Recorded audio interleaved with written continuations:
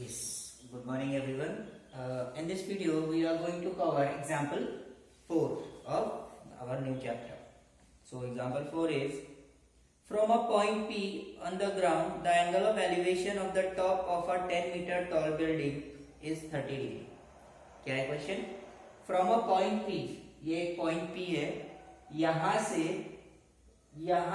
30 degree के angle of elevation पे जो है एक 10 मीटर टॉल, ये जो ए बी है ये 10 मीटर टॉल एक बिल्डिंग है, ठीक है।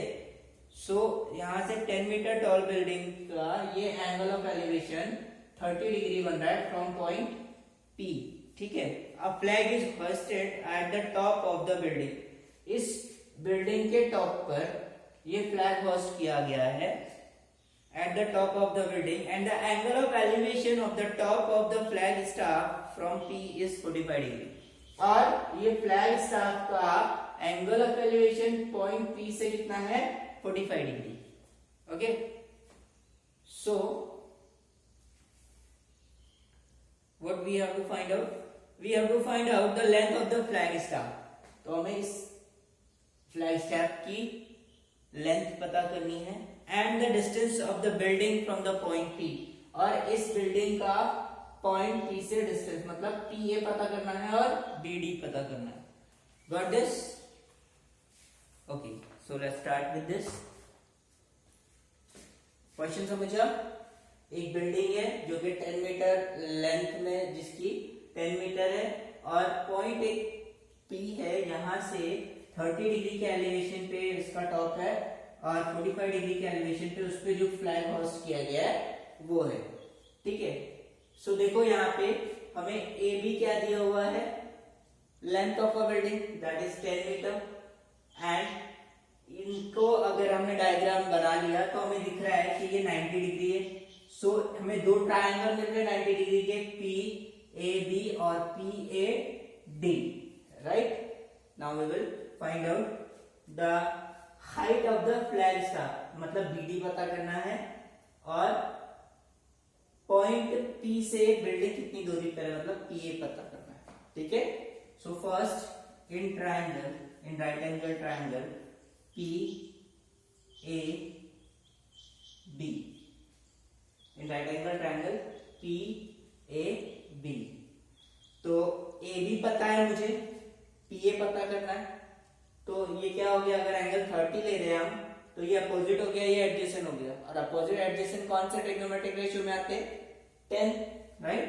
सो 10 30 we will take 10 30 is equal to क्या हो जाएगा फिर 10 30 opposite upon adjacent that is AB upon PA,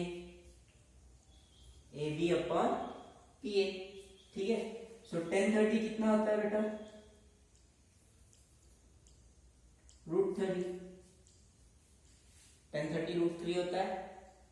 then AB का वैल्यू हमें दिया हुआ 10, PA का वैल्यू हमें नहीं दिया हुआ,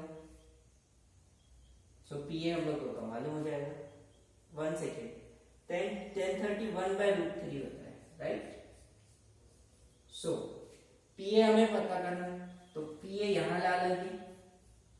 सो PA इज इक्वल टू 10, यहाँ जैसा कि वैसा ये डिवाइड में तक उधर जाएगा तो इनटू में आ जाएगा, राइट।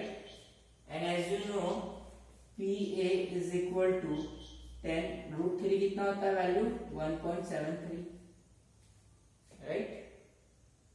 1.73 है ना √3 का वैल्यू।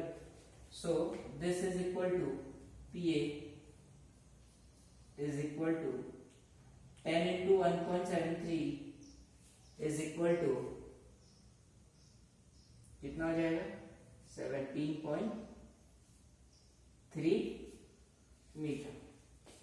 Got this? बहुत इजी था, कैसे किया हमने, 1.732 है शायद, लेट इट बी, इतना भी लिखा तो भी चलेगा। सो आपको ये PA का वैल्यू मिल गया, मीन्स पॉइंट P बिल्डिंग से कितनी दूरी पर है 7.3 metre.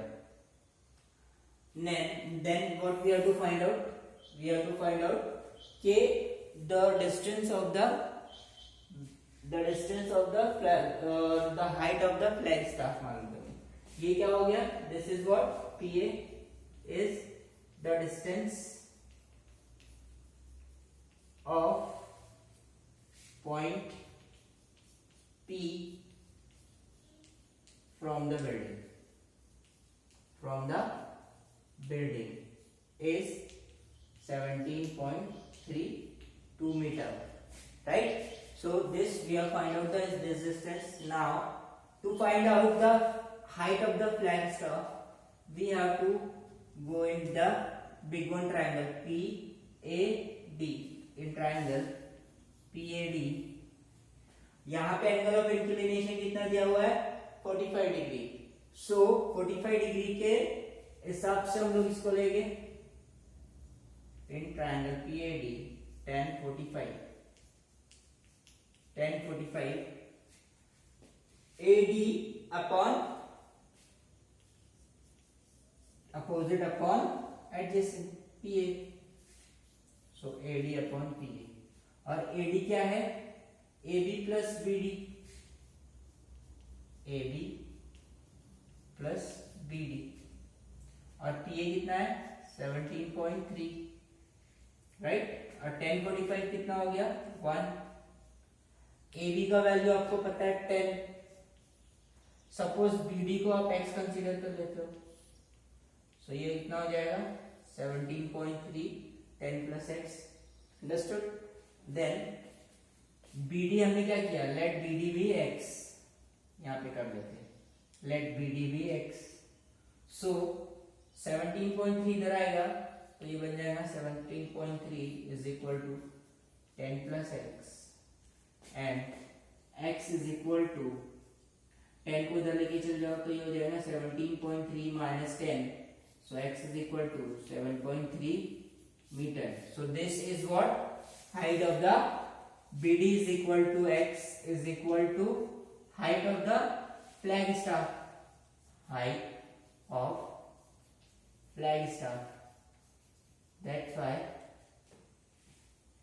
height of flag staff is equal to height of flag staff is 7.3 meter. Got this? कैसे किया, समझ में आया? बहुत इजी है। 1030 1045 का वैल्यू पता होना चाहिए। बाकी सारा एक्सप्लेनेशन हम आपको देख चुके हैं कैसे किया। BD ये फ्लैग स्टाफ की हाइट को हमने x कंसीडर किया, ये 10 था, इसीलिए ये AB प्लस BD क्या हो गया 10 plus x। Got this? Okay. So you just complete before going further. You just pause the video, write it down, and try to understand by yourself also. Okay? Thank you.